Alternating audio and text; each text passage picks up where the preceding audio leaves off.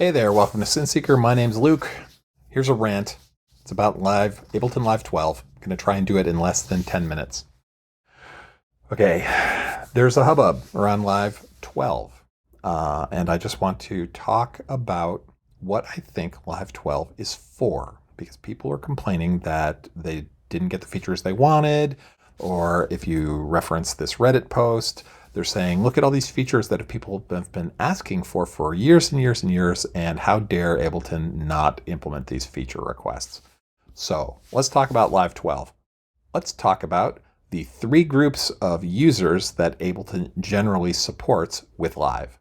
This is all my opinion, and we can argue about it. Love to have a discussion. The three groups that Ableton Live users fall into, from my perspective, is Group 1 is performers, people who perform live. The second group is transformative creators, people who take sounds and existing music and they manipulate it in ways to create completely new music, right? And that's what they do. And and then maybe they go on to perform it or whatever, or they release it. And the third group is people who create music from the blank page. They create it out of nothing. They don't do transformative creation. They do blank page creation. I'm talking like songwriters, composers, people who don't do any sampling, people who, don't take their audio and manipulate it. They create audio. Those are sort of the three buckets of behaviors that Ableton supports. All right. If you put them at the points of a triangle and you drew a dot in the middle indicating where you are, it's not all or nothing. You use a bit of one, a bit of the other, and maybe a whole lot of another one, right? Maybe you're primarily a performer. Maybe you're primarily a transformer. Maybe you're primarily a blank page creator. I fall towards blank page creation and performance. That's what I use Ableton for. I don't do a lot of transformative things, but I know a ton of people who do, right? If the first step of your songwriting workflow in Ableton is go find a kick, right? Chances are you are a transformative creator, and that's awesome, okay? Well, Ableton Live has a bunch of people bent out of shape with version 12. And if this list is, accurate, and I didn't go and validate it, I'm in the beta, I'm on the Center Code site, I could go look this up. I'm just not, it's the internet, right?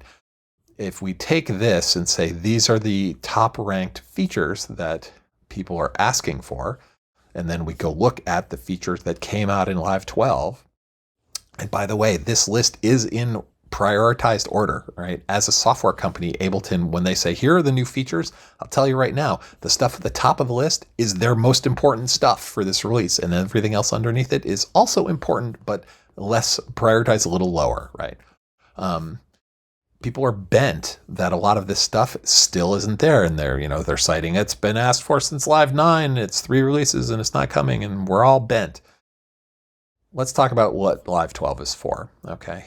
Live 12, let me tell you, man, Live 12 is going back in time and filling in the gaps for the blank page creators. It's still a good tool for live performance. It's still a good tool for transformative creation. They didn't take anything away. They didn't say, oh, you're not allowed to do that anymore. We took away this granular mangler. Sorry. They didn't do that. They didn't take anything away. They added some stuff, and they added it with a priority for playing freely with new ideas right there in the notes. And then if you look at the stuff that's under it, it's all blank page creative stuff. MIDI transformations, MIDI generators, tuning's inherently a MIDI thing. Max for Live MIDI tools, MIDI editing improvements, keys and scales, inherently a MIDI thing. Expanded probability for groups.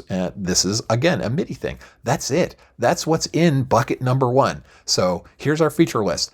Primary set of bullet points, primary bucket of stuff. Play freely with ideas. That is creative blank space creation. So that's what this release is really serving. A big chunk of this release is about blank page creation, all right? But they didn't take away any of the transformative stuff, and they didn't take away any of the live performance stuff. There are little tweaks in there, right? Surprise yourself with sounds you create. They gave us a new instrument. Great. They gave us a new effect. Great. So, hey, transformative people, live performers, you've got a couple more options, right? They didn't take stuff away. Granulator 3 is an enhancement to Granulator, a good synth, right? Some more packs, that's sound. So transformative folks, you got some more stuff to play with, right? Modulation behaviors like quality of life, I think, is equally applicable in all three corners of the triangle, right? Is it as good as other pieces of software? Maybe not, but it's better. And that's a steady improvement, right? Continuous improvement is the thing we want to aspire towards. And then finally, work more intuitively. There's a bunch of workflow enhancements and quality of life issues. Is it the one that you really wanted?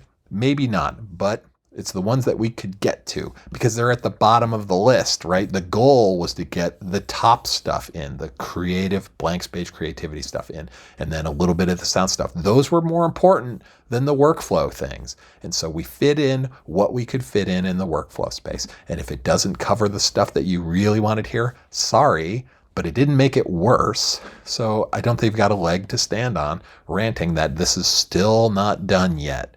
Well, boo fucking who. Sorry. I've been waiting for people to get key and scale recognition as far as baked into Ableton for years as well, right? There's just not very many of us who are looking for it. But hey, they went back and did it. So, it is what it is. And then I got a super intense anger rant here about, I saw someone, and I'm not going to throw them under the bus, but someone was ranting about accessibility and navigation improvements. And they were like, why the hell is Ableton wasting resources on accessibility when they could be making my life easier in this, creative space for the people wanted some of these features like CPU performance enhancements.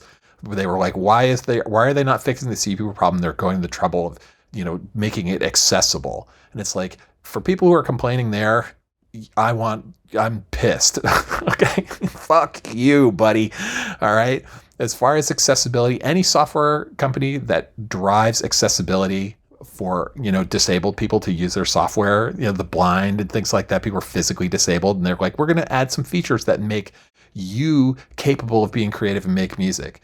And someone else is like, why would you prioritize that over my CPU enhancements? Well, fuck you. Use fewer fucking, CPU intensive things. Fix your fucking workflow, or don't, use VST trash. You can work around that. This guy's fucking blind and he wants to make music. So back the hell off. Oh man. Anyway, sorry. That's a personal, really intense thing. We won't worry about that. Anyway. So let's go through this list real quick. I just want to touch on these red X's, okay? I'm not shaming anyone, okay? But I totally look through this list and I say, oh, these fall into a couple really common buckets. I think a whole bunch of them are CPU resource management, right? Bounce in place. People ask for features because they think it'll help them, but good developers turn that around and they say, well, what problem are you solving? Right? So when people say, I want to be able to bounce in place, well, why? What problem are you solving? Generally, bounce in place is because I have CPU resource management problems and I need to freeze stuff. But the current freezing workflow in Ableton is a pain in the ass. So I want to be able to bounce in place like these other things. Just click on something, right? Even like a partial part of a clip and it'll convert it for me. That's cool. And I would like that, certainly, right? But it's a CPU resource management thing, right? Work it out. Change your workflow, use more efficient VSTs. I just don't, I have very little pity or sympathy for people who are really angrily vocal about not getting features around CPU improvement. That's a problem you can manage, right? Freezing groups, CPU management. Hide and disable unused tracks, CPU management. I don't have a lot of sympathy for you there. I have very little sympathy for people who play VST Pokemon.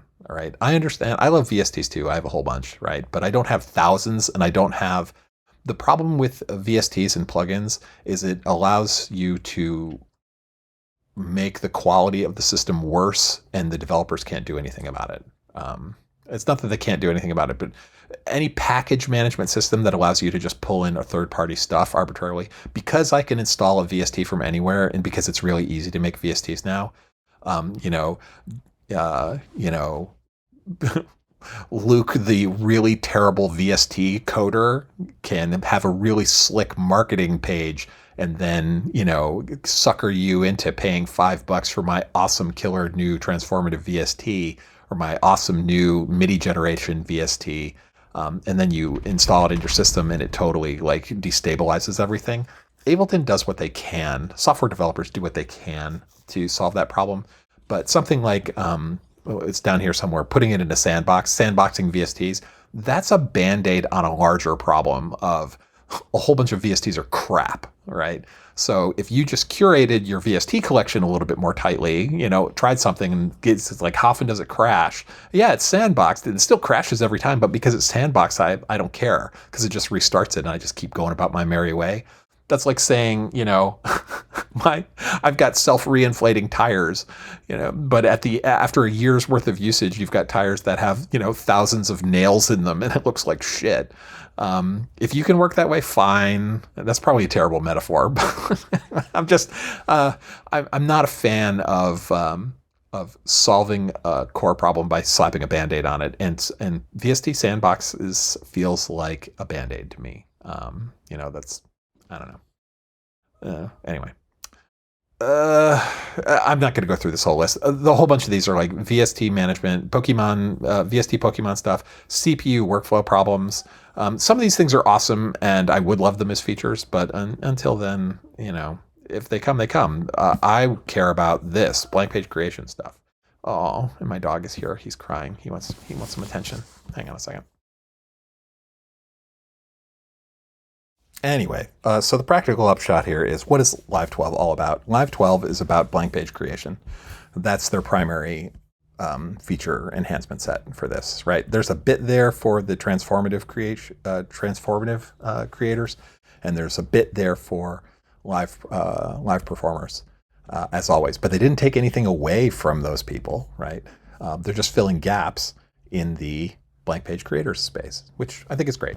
So if you don't like it, stay with 11 or get 12 and enjoy, maybe explore some of the blank page creation things. It's up to you. Oh, I'm spent. I feel much better now. I don't know if I did that in 10 minutes, but we'll see. Thank you for spending time with me here. If you actually watched this, I'm sorry. Anyway, I'll talk to you later. This has been Synth Seeker.